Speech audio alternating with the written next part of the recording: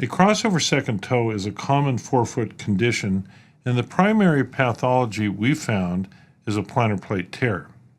Now, shortening osteotomy may be indicated for a vast majority of these lesser toe instability patterns. But a long metatarsal, while it's often the underlying cause of these tears, there may be times when it's not necessary to do an osteotomy. I can think specifically of, for example, where a prior osteotomy has been performed and you're doing reduce or revision surgery, or in a metatarsal that's really not overly long, or say in the third or fourth metatarsal, which often do not need to be osteotomized.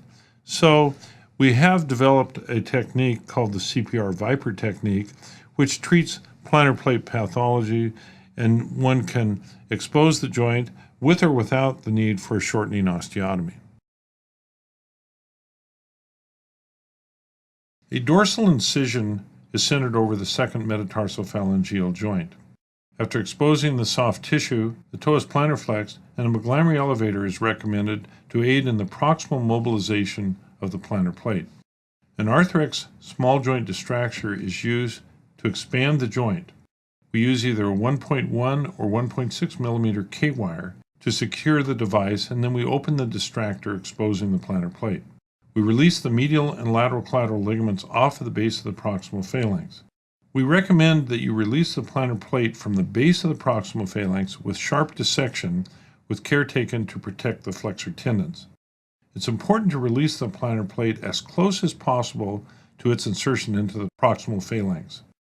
The use of a rasp or a rongeur may be used to roughen the surface where the plantar plate has been released.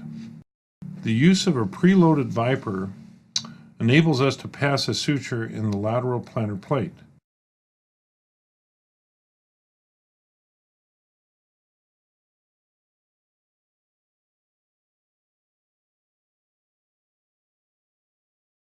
You can reload the Viper with O-fiber wire and pass a second cinch-type stitch in the medial plantar plate.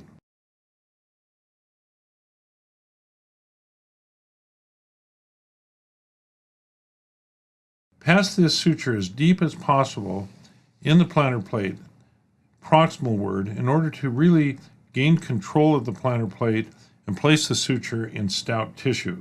If you're too close to the bleeding edge of the plantar plate, you may not have secure tissue or a secure suture. You can also pass additional sutures with the Viper in the medial and lateral collateral ligaments if desired. Sometimes the Viper is used to place 1 or 2 horizontal mattress sutures if the surgeon so desires this. The distractor and K-wires are removed from the metatarsal and phalanx.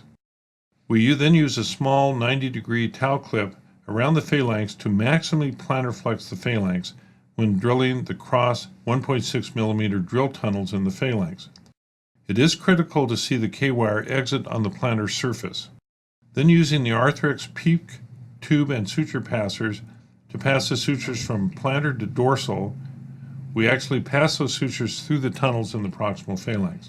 Then, when securing the plantar plate to the proximal phalanx, the toe should be plantar flexed and held in about 10 or 15 degrees of plantar flexion, with the articular surface of the proximal phalanx touching the articular surface of the metatarsal head.